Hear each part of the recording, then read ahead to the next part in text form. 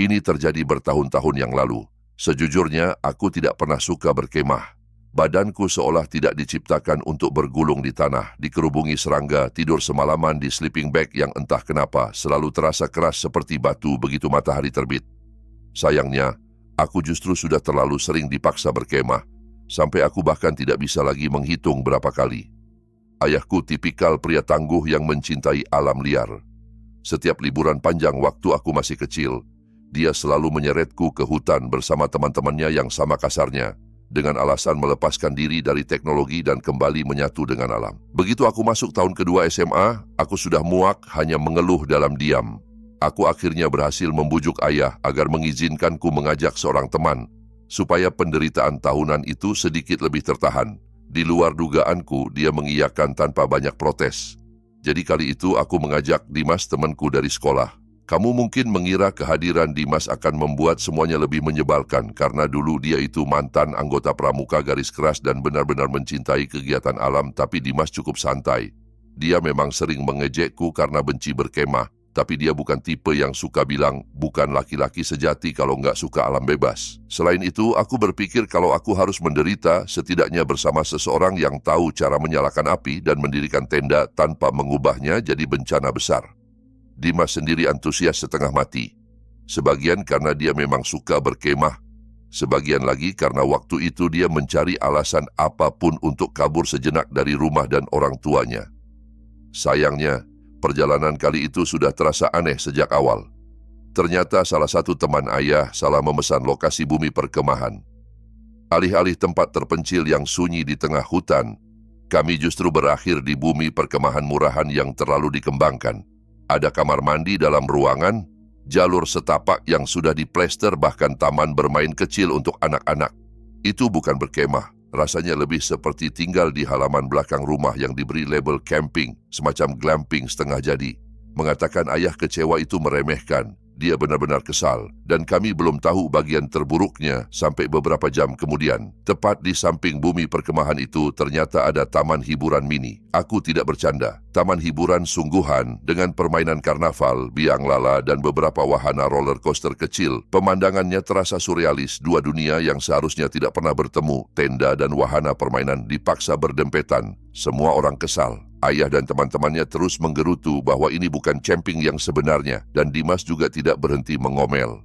Ini bukan camping beneran, katanya berulang-ulang, seolah aku butuh diingatkan. Lama-lama menyebalkan, karena dia mulai bercanda seakan-akan keluargaku tidak paham apa itu berkemah sungguhan. Padahal, sebanyak aku membenci camping, aku tahu betul seperti apa seharusnya. Jadi, mendengar Dimas menyindir seolah kami bodoh membuatku jengkel. Aku akhirnya menyuruhnya berhenti, dan dia pun diam. Situasinya benar-benar payah. Kami sudah menempuh perjalanan berjam-jam untuk sampai ke sana, bukan seolah kami bisa begitu saja putar balik pulang. Jadi, tanpa pilihan lain, kami berusaha memanfaatkan apa yang ada.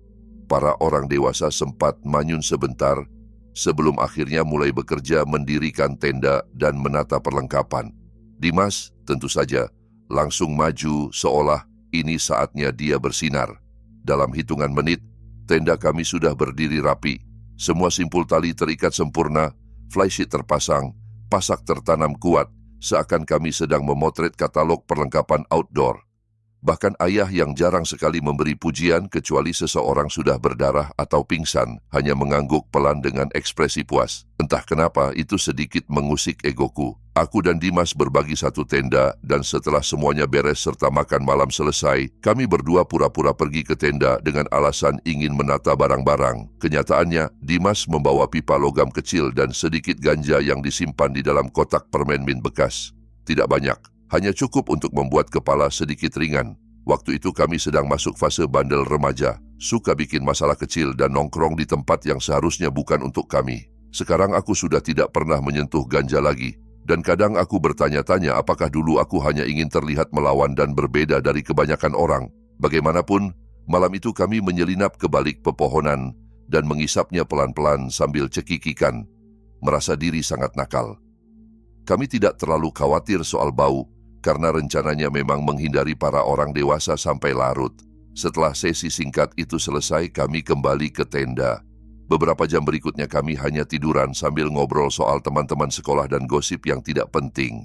Anehnya, bukannya mengantuk, kami justru merasa punya terlalu banyak energi untuk bisa tidur. Dimas lalu memasang senyum nakal yang langsung membuatku curiga. Aku hanya bisa membayangkan apa yang sedang dia rencanakan. Dia mengusulkan agar kami menjelajahi bumi perkemahan. Awalnya aku menolak dalam hati sampai aku sadar yang dia maksud bukan sekadar keliling tenda melainkan menjelajahi taman hiburan di sebelah. Seketika rasa penasaran mengalahkan rasa takutku. Menurutnya pasti mudah memanjat sampai ke puncak salah satu roller coaster. Dulu kami berdua memang suka memanjat apapun yang bisa dipanjat dan gagasan menaiki rangka besi roller coaster di tengah malam terdengar gila sekaligus sangat menggoda. Jadi setelah yakin semua orang di perkemahan sudah tertidur, kami mulai bergerak. Saat itu sudah sangat larut lewat tengah malam. Kami mengambil senter lalu menuju pagar yang mengelilingi taman hiburan. Ternyata pagar itu tidak terlalu sulit dipanjat. Dengan sedikit dorongan dari Dimas, kami sudah berada di sisi lain. Tempat itu gelap, namun ada beberapa satpam yang berpatroli. Sesekali kami mendengar dengung pelan golf cart yang melintas. Rasanya seperti sedang jadi tokoh utama di permainan stealth. Merunduk di balik bangunan, menahan napas setiap kali terdengar suara mesin, berusaha mati-matian agar tidak ketahuan. Di beberapa titik kami bahkan harus berlari menyeberangi jalan terbuka untuk menghindari sorot lampu penjaga. Menegangkan tapi juga anehnya sangat mendebarkan ya. Akhirnya kami sampai di kaki salah satu roller coaster. Dari dekat, rangka besi itu terlihat jauh lebih besar dan tinggi daripada dari area perkemahan. Kami melihat ada tangga perawatan yang menjulur di sisi jalur menanjaknya dan langsung bergegas ke sana tanpa banyak pikir. Anak tangga metal bergetar pelan di bawah telapak kaki kami saat kami naik setapak demi setapak, berusaha tidak menimbulkan suara berlebihan. Di beberapa bagian, tidak ada pegangan sama sekali. Hanya udara gelap menganga di samping kami, dan itu benar-benar membuat bulu kuduk berdiri. Ketika akhirnya sampai di puncak, pemandangannya luar biasa. Kami bisa melihat seluruh taman hiburan terbentang di bawah, sunyi dan mati seolah kota hantu. Kami hanya sempat mengambil satu foto, seperti yang kamu lihat di sini. Kalau foto itu masih tersimpan, kami berharap bisa memotret lebih banyak, tapi kami terlalu berhati-hati. Sedikit saja cahaya atau suara yang tidak wajar bisa menarik perhatian orang di bawah, dan kalau sampai ketahuan tidak ada jalan cepat untuk melarikan diri dari ketinggian itu. Setelah beberapa menit menikmati ketinggian dan rasa ngeri yang menggelitik, kami sepakat bahwa kami sudah cukup menantang nasib. Kami mulai turun perlahan hingga akhirnya kembali menginjak tanah. Kami kemudian merunduk lagi di antara bangunan-bangunan kecil, menyusuri rute yang kira-kira sama dengan saat masuk tadi. Entah kenapa, perjalanan pulang terasa jauh lebih singkat. Mungkin patroli sudah mulai jarang di jam itu. Atau mungkin kami hanya ingin semuanya cepat selesai. Aku sendiri tidak tahu pasti. Kami tinggal sekitar 5 menit berjalan dari titik pagar yang kami panjat ketika terpaksa berhenti.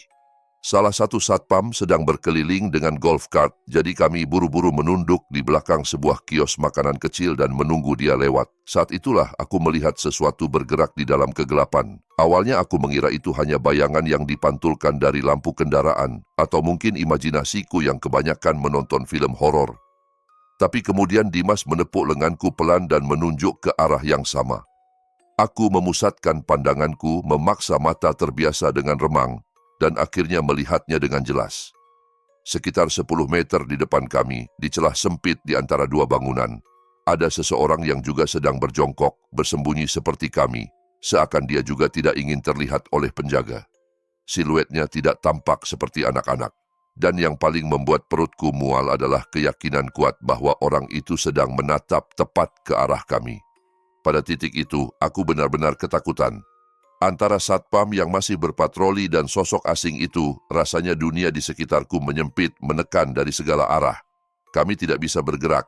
Golf cart masih belum berlalu. Sambil menahan napas, aku terus menatap sosok itu. Tiba-tiba ia bergerak. Dia berlari cepat melewati area terbuka, tepat melewati seberkas cahaya dari lampu jalan kecil yang menyinari sebagian tanah. Dalam sepersekian detik itu aku melihatnya jelas. Seorang pria seperti dugaanku, pakaiannya compang-camping dan cara berjalannya aneh, kaku, seolah salah satu kakinya pincang atau tubuhnya pernah cedera parah. Tapi bukan itu yang paling menyiksa pikiranku. Di wajahnya ada cairan gelap yang mengotori kulitnya, belepotan dari pipi hingga dagu. Dalam cahaya kekuningan itu, satu-satunya hal yang terpikir olehku hanyalah satu kata, Darah. Dimas jelas melihat hal yang sama karena begitu sosok itu menghilang ke balik bayangan, kami saling bertatapan dengan pandangan yang tidak perlu diterjemahkan lagi. Panik murni. Beberapa detik kemudian, Satpam akhirnya lewat di depan kami tanpa menoleh. Begitu suaranya menjauh, kami melanjutkan langkah. Kami tidak mengucapkan sepatah kata pun sepanjang perjalanan kembali ke pagar. Setiap beberapa detik, aku menoleh ke belakang, yakin bahwa kami sedang diikuti, tapi tidak ada siapa-siapa. Kami memanjat pagar dengan cara yang sama seperti saat masuk dan mendarat di sisi bumi perkemahan. Bedanya, kali ini tidak ada tawa, tidak ada rasa bangga. Satu-satunya yang aku inginkan hanyalah kembali ke dalam tenda dan menutup dunia di luar. Saat sampai di tenda, kami bahkan tidak sempat membicarakan soal tidur. Kami hanya berbaring di dalam sleeping bag masing-masing, diam, berusaha memahami apa yang baru saja kami lihat. Penjelasan terbaik yang bisa kami ciptakan waktu itu adalah anggapan bahwa dia mungkin seorang gelandangan yang sedang melakukan sesuatu yang tidak ingin kami ketahui. Kedengarannya bodoh, aku tahu, tapi otak kami yang masih remaja tidak mampu menemukan alasan lain yang terasa lebih masuk akal. Dan seperti biasa, penjelasan yang paling aman itulah yang kami paksa untuk kami percaya. Pagi berikutnya berjalan normal pada awalnya. Kami bangun sarapan seadanya, lalu mulai menyiapkan perlengkapan untuk memancing di danau. Sekitar pukul 10, salah satu petugas bumi perkemahan datang ke area tenda kami dan menyampaikan pengumuman yang katanya harus didengar semua pengunjung. Suaranya datar tapi matanya tampak gelisah. Katanya, semalam ada seorang pria yang ditikam hingga tewas di sebuah danau sekitar 6 km dari perkemahan.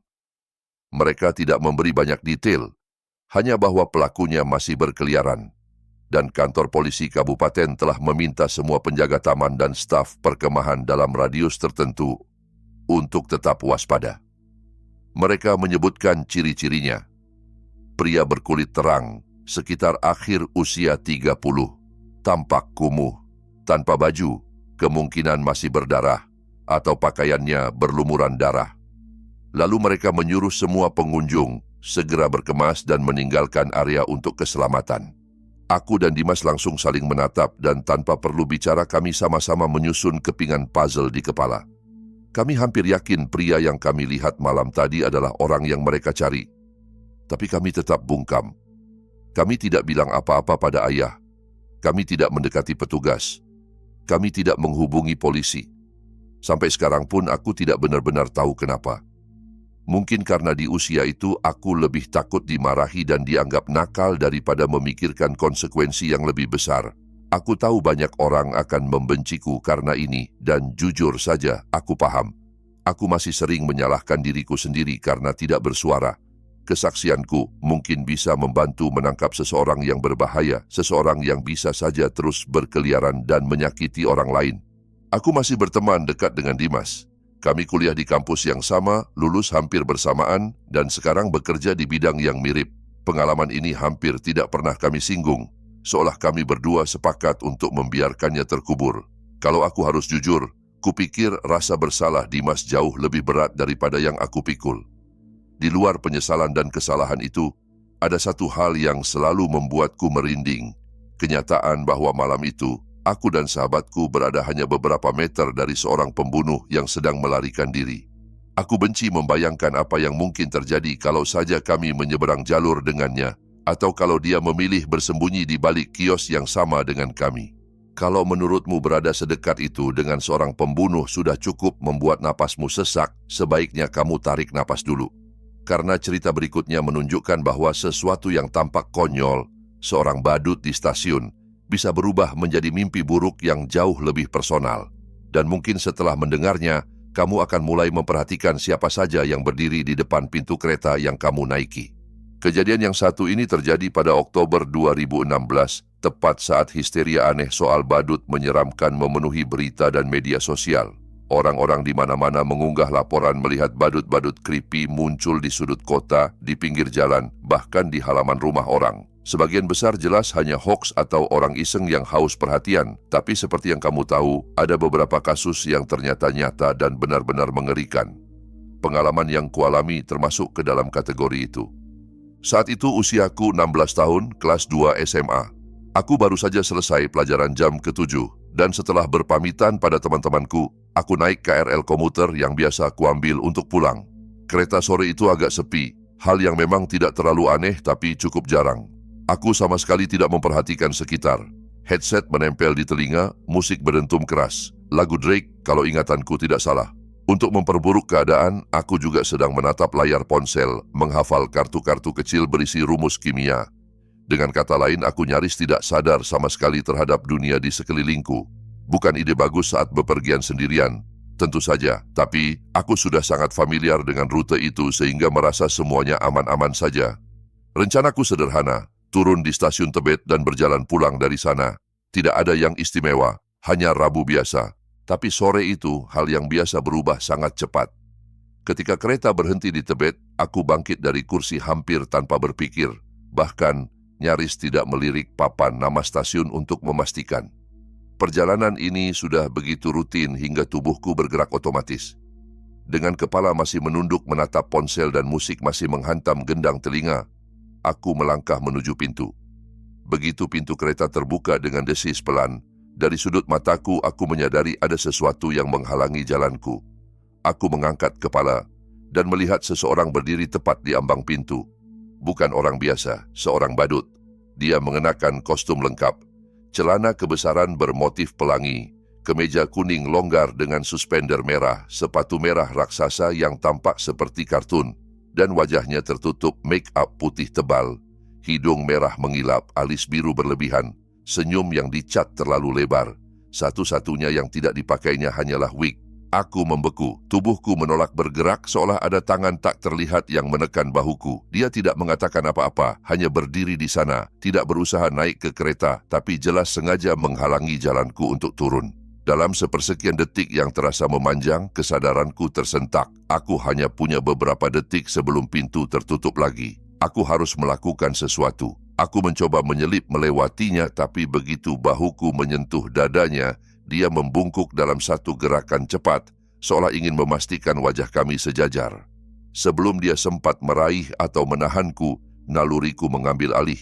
Aku langsung berlari melewatinya. Saat itulah dia melompat maju, mencoba menubrukku dari belakang. Aku berhasil mengelak dan terus berlari, dan detik berikutnya aku mendengar langkah kaki berat dan berderap tidak wajar di belakangku. Dia mengejarku. Stasiun saat itu relatif sepi. Di jam itu biasanya memang begitu. Jadi pada dasarnya aku sendirian, dikejar badut yang dari setiap gerak-geriknya terasa seperti seseorang yang ingin membunuhku. Aku sempat menoleh sekilas dan pemandangan itu menancap di kepalaku sampai sekarang.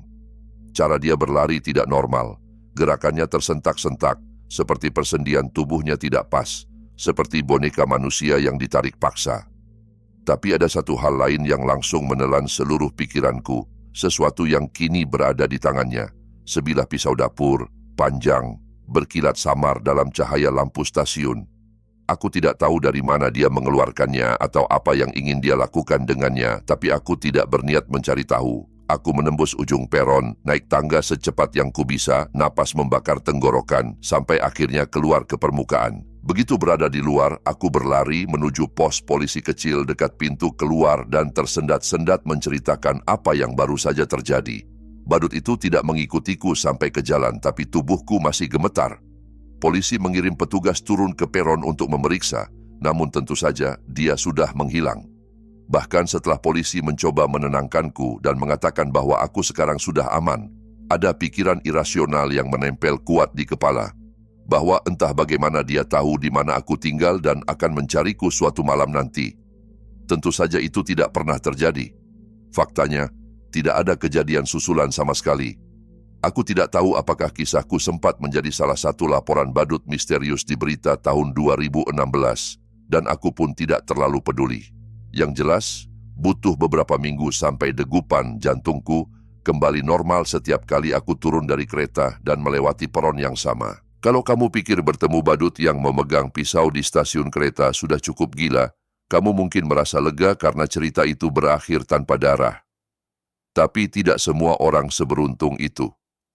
Cerita berikutnya dimulai dari sesuatu yang tampak sepele, iklan lowongan kerja biasa. dan berakhir dengan seorang penjaga kolam yang nyaris tidak sadar betapa dekatnya ia dengan orang-orang yang hidupnya bergantung pada kekerasan dan kejahatan. Yang satu ini bukan cerita horor klasik tentang hantu atau makhluk gaib, tapi tetap saja menurutku layak kamu dengarkan. Waktu semua ini dimulai, aku baru 2 tahun lulus kuliah S1.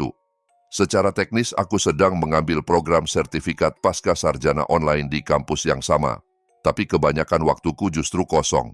Di periode hidup itu, aku melompat dari satu pekerjaan serabutan ke pekerjaan serabutan lain, apa saja asalkan bisa mengisi waktu dan menambah sedikit tabungan. Bisa dibilang, situs lowongan kerja online seperti Indeed adalah sahabat baikku waktu itu. Hampir 90% peluang kerja yang kudapat berasal dari sana. Aku mulai muak menghabiskan hari dengan mengantar makanan ke kompleks perumahan yang sama berulang-ulang. Jadi aku memutuskan saatnya mencari suasana baru. Suatu malam, saat sedang menggulir daftar lowongan di layar, aku menemukan sesuatu yang langsung menarik perhatianku. Sebuah pekerjaan sebagai lifeguard pribadi di kolam renang hotel di kota yang tidak terlalu jauh dari tempat tinggalku. Kalau dibaca sekilas terdengar biasa saja, tapi ada beberapa detail aneh di iklan itu yang membuatku mengernyit. Pertama, jam kerjanya terbalik. Bukannya jam buka kolam yang normal, pagi sampai malam. Justru mereka mencari orang untuk menjaga dan mengoperasikan kolam dari pukul 5 sore sampai jam 1 dini hari pada hari kerja. Secara praktis, itu shift malam untuk kolam renang. Hal paling aneh bukan soal jam kerja, melainkan salah satu persyaratannya. Di sana tertulis jelas bahwa mereka menginginkan seseorang yang tidak bisa berbicara bahasa Jawa. Biar kuulang, mereka secara spesifik mencari orang yang tidak bisa bahasa Jawa.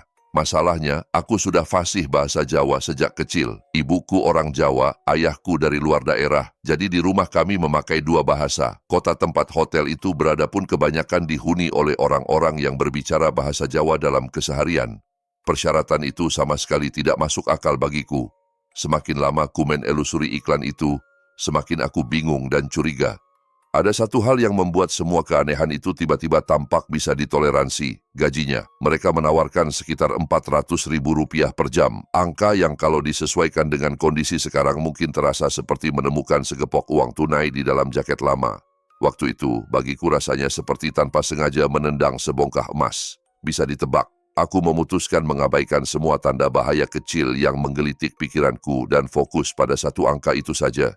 Aku berpikir, aku tinggal pura-pura tidak mengerti bahasa Jawa. Toh, mau apa mereka? Pekerjaan itu sepertinya masih baru atau memang tidak banyak peminatnya, karena hanya beberapa jam setelah aku melamar, aku sudah menerima undangan wawancara.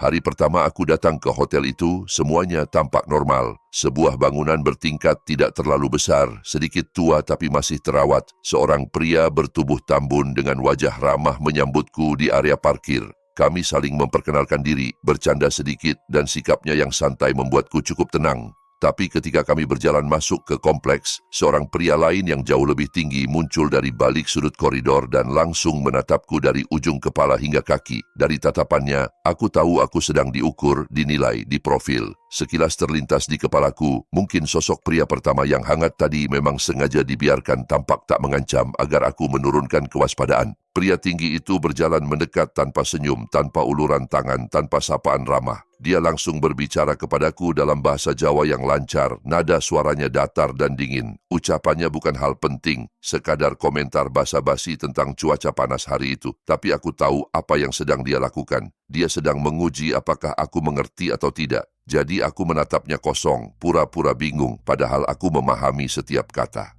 Beberapa detik kemudian aku melirik pria tambun yang tadi mengajakku bercanda. Dia ikut menatap pria tinggi itu, lalu keduanya mendadak tertawa lebar, seolah baru saja memainkan lelucon kecil yang hanya mereka pahami. Pria tinggi itu akhirnya tersenyum tipis, mengulurkan tangan, dan mengatakan bahwa dia hanya bercanda. Aku ikut tertawa seadanya, tapi rasa tidak nyaman masih menggantung. Dia memperkenalkan dirinya sebagai Hendra, sementara pria tambun itu bernama Bambang. Kami lalu berjalan melewati lorong menuju area kolam renang. Disinilah Hendra, yang jelas-jelas adalah orang yang berkuasa di tempat itu, mulai menjelaskan tugas-tugas pekerjaanku. Menurutnya, mereka ingin memperpanjang jam operasional kolam untuk meningkatkan pemasukan dan akan mulai menarik biaya dari orang luar yang bukan tamu hotel tapi ingin berenang. Aku tidak tahu apakah itu sepenuhnya legal, tapi tentu saja aku bukan siapa-siapa untuk memprotes. Mengenai persyaratan tidak bisa bahasa Jawa, Hendra menjelaskan bahwa itu untuk mencegah orang-orang luar yang suka ribut mengganggu penjaga kolam. Penjelasan yang membuatku mengangguk pura-pura paham meski di dalam kepala terasa tidak masuk akal. Tanggung jawabku sederhana, mengawasi kolam dan bertindak sebagai lifeguard, menarik bayaran dari pengunjung luar dan menghubungi Hendra kalau ada masalah. Lalu ada satu hal lagi. Hendra mengatakan, kalau ada orang yang menunjukkan gelang biru di pergelangan tangan, aku harus mengizinkan mereka masuk ke sebuah bangunan besar di belakang kursi lifeguard yang ia sebut sebagai rumah kolam. Aku tidak banyak bertanya. Pekerjaan terlihat cukup lurus di atas kertas dan bayaran yang menunggu terlalu manis untuk kugali lebih jauh. Minggu-minggu pertama berjalan sangat tenang, bahkan lebih sibuk daripada dugaanku, karena ternyata cukup banyak orang luar yang datang hanya untuk memakai kolam, jadi tugas mengawasi dan menarik uang tidak pernah benar-benar kosong. Selama beberapa minggu pertama, tidak ada satupun orang yang menunjukkan gelang biru. Hingga kira-kira sebulan kemudian, pada suatu hari biasa, seorang pria berotot dengan kemeja putih rapi dan kacamata hitam mendekat. Dari caranya berbicara, aku bisa dengar dia tidak terlalu fasih bahasa Indonesia. Tanpa banyak kata, dia mengangkat pergelangan tangannya menunjukkan gelang biru. Aku bangkit, membuka pintu rumah kolam dengan kunci yang diberikan Hendra dan membiarkannya masuk. Sekitar 1 jam kemudian, dia keluar lagi dan berjalan menuju gerbang. Pintu rumah kolam terkunci otomatis saat dia menutupnya. Jadi aku tidak perlu turun lagi. Tapi aku memperhatikan bahwa tas ranselnya tampak jauh lebih penuh daripada saat dia datang. Setelah itu semakin hari semakin banyak orang yang datang dengan gelang biru, seringkali berkelompok. Di saat yang sama, jumlah pengunjung luar kolam juga bertambah. Aku mulai menyadari satu hal. Uang yang kukumpulkan dari tiket masuk terasa tidak wajar. Banyak orang yang membayar jauh lebih mahal dari tarif resmi tanpa meminta kembalian. Dan kejadian itu terus berulang. Suatu kali aku menelepon Hendra untuk memberitahu bahwa orang-orang tampaknya sering salah bayar. Dia hanya berkata agar aku tidak usah khawatir bahwa orang sering keliru, lalu memutus sambungan di tengah kalimatku. Telepon singkat yang tampaknya sepele itu justru membuat sesuatu mengklik di kepalaku. Apa yang sedang terjadi di sini lebih dari sekadar mengawasi orang berenang. Setelah menutup telepon, semua suara di sekitar terasa menjauh dan satu kata terus bergaung di kepala, tak mau hilang. Pencucian uang. Aku tidak tahu harus bagaimana. Di satu sisi, instingku berteriak bahwa aku terseret ke sesuatu yang ilegal dan sebaiknya segera kabur. Di sisi lain, aku tidak punya bukti pasti dan sulit rasanya meninggalkan bayaran semanis itu hanya karena prasangka. Jadi aku bungkam dan tetap bekerja. Tapi sejak hari itu aku mulai merangkai potongan-potongan yang sebelumnya kupikir tidak penting. Rumah kolam, bangunan besar tepat di belakang kursi lifeguard.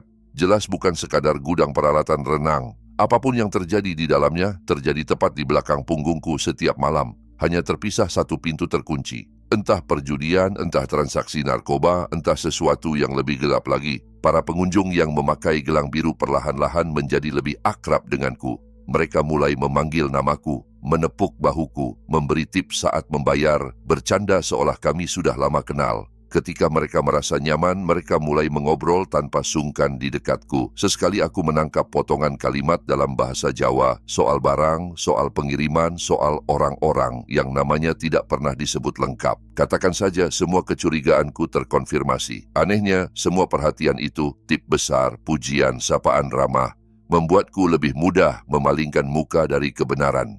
Lagi pula, secara teknis tanganku bersih. Aku digaji untuk menjaga kolam, dan itu yang kulakukan. Suatu malam aku benar-benar harus menjalankan tugas utamaku. Seorang anak kecil terlalu jauh masuk ke bagian kolam yang dalam dan mulai panik, jelas tidak bisa berenang. Aku langsung terjun, menariknya naik sebelum dia sempat benar-benar tenggelam. Bukan aksi heroik ala film, hanya respons refleks yang semestinya dilakukan lifeguard manapun. Tapi ketika kami keluar dari air, seluruh orang di tepi kolam bertepuk tangan. Rasanya aneh, hangat dan menyanjung, tapi sekaligus membuatku sadar betapa semua mata di tempat itu bisa berbalik menjadi ancaman setiap saat. Tidak lama setelah itu, Hendra turun dari entah lantai berapa di dalam hotel dan menghampiriku. Dia menjabat tanganku dengan kuat, menatap lurus ke mataku dan mengucapkan terima kasih karena sudah menjaga kolam dengan baik. Dia berkata bahwa aku baru saja menyelamatkan nyawanya. Kalimat itu tidak terlalu kupahami sampai aku tahu bahwa anak yang kutolong tadi adalah putranya sendiri.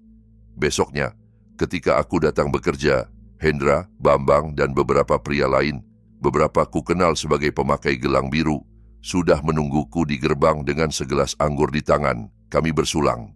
Semua orang memujiku, menepuk punggungku, dan untuk sejenak aku larut dalam rasa bangga yang tidak sehat. Sampai salah satu dari mereka mengangkat gelas dan bersulang dalam bahasa Jawa dengan suara lantang yang membuat semua orang terdiam sesaat. Aku tidak ingat kata-kata persisnya, tapi maknanya jelas, bukan pujian yang manis. Dia bersulang untuk semua uang yang mereka hasilkan dan semua nyawa yang katanya mereka hancurkan. Semua orang tertawa dan menghabiskan minuman mereka.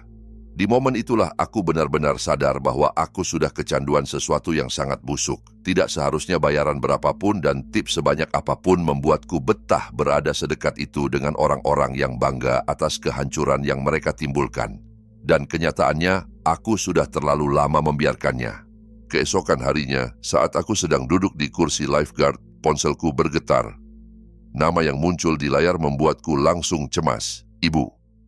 Almarhumah ibuku tidak pernah menelepon, kecuali ada sesuatu yang benar-benar penting, jadi aku tidak bisa mengabaikannya. Aku turun dari kursi dan berjalan ke sudut kecil di dekat gudang, yang kupikir cukup tersembunyi untuk bicara dengan tenang. Ibu hanya bisa berbahasa Jawa, jadi tentu saja aku menjawab dengan bahasa yang sama. Kami mengobrol sebentar, aku bahkan tidak ingat lagi soal apa. Yang kuingat hanyalah perasaan lega ketika menutup telepon sebelum berbalik untuk kembali ke kolam, dan menemukan Bambang berdiri tepat di depanku, menghalangi jalan. Wajahnya tidak lagi ramah seperti di hari pertama kami bertemu.